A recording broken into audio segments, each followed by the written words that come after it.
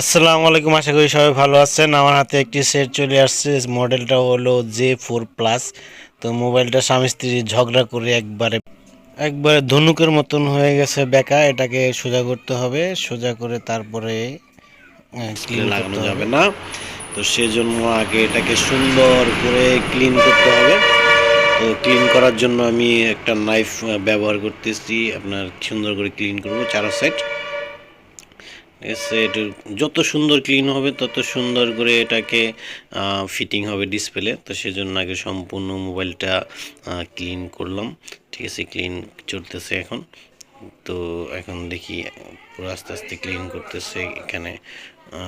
এটা হলো গিয়ে নিচের সাইড, মোবাইলের নিচের যে সাইডগুলো আছে সাইডগুলো, এই সাইডগুলোর মধ্যে অনেক আঠা লাগানো আছে।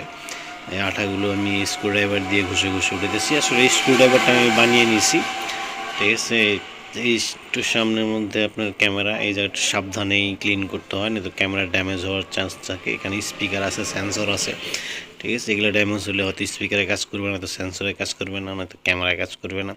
সেজন্য এটাকে সুন্দর করে ক্লিন করব। ক্লিন করার পরে এটাকে ভালো করে ব্রাশ দিয়ে পরিষ্কার করে নেব। পরিষ্কার করার পরে এটার চারো সাইডে যে বাঁকা আছে আরেকবার চেক করতেছি, এটা ব্যাকাটাকে সোজা করব।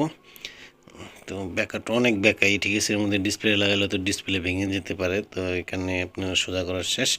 এখন ডিসপ্লেটা লাগিয়ে একটা চেক দেব। চেক দেওয়ার পরে দেখব এটা কি টাচটা ঠিক মতো কাজ করে কি না।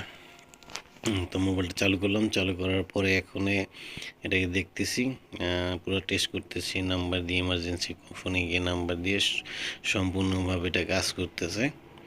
তো এটা কাজ চেক দিতেছি। চেক দেওয়ার পরে এটাকে ফিটিং করতে হবে। নাম্বার দিয়ে ট্রাই করলাম, লকটা খুলে না, কিন্তু এটা ডিসপ্লেটা পুরো কাজ করতেছে, কোনো সমস্যা নাই। তো এটাকে এখন আমি এই পলির নিচে সুন্দর একটা আঠা সেটাকে উঠায় সুন্দরভাবে ফিটিং করতে হবে। এটা হলো ডিসপ্লের মেন কাজ। তারপর চারোটা সাথে সুন্দর করে আঠা দেব। এটাকে মেকানিকের আঠা ব্যবহার করতেছি আমি, সাদাটা। মেকানিকের আঠা খুব ভালো। ঠিক আছে, ভালো আঠা ব্যবহার করলে ডিসপ্লেটা ফিটিংও ভালো হয়, অনেক দিন যাবৎ চলে।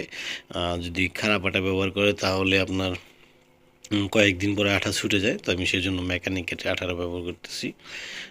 তো এটাকে সম্পূর্ণভাবে চারো সাইড ভালো করে আঠা লাগানো হয়ে গেছে। আঠা লাগানোর পরে এখানে এখন ডিসপ্লেটা ফিটিং করব। ফিটিং করে এটাকে রাবার দিয়ে সুন্দর করে রাখতে হবে। সেজন্য ডিসপ্লেটা দেখলাম, কাপড়টাও এইটা উঠিয়ে দিয়ে ফেললাম। উঠিয়ে ফেলে এখানে রাবার মারতেছি। রাবার মারার পরে সুন্দর করে চারো সাইডে রাবার মেরে রাবারগুলো আস্তে আস্তে লাগিয়ে নিচ্ছি। রাবারগুলো ডিসপ্লেটাকে বডির সাথে টাইট করে ধরে রাখবে। আঠাটা শুকিয়ে গেলে রাবার খুলে ফেলবো।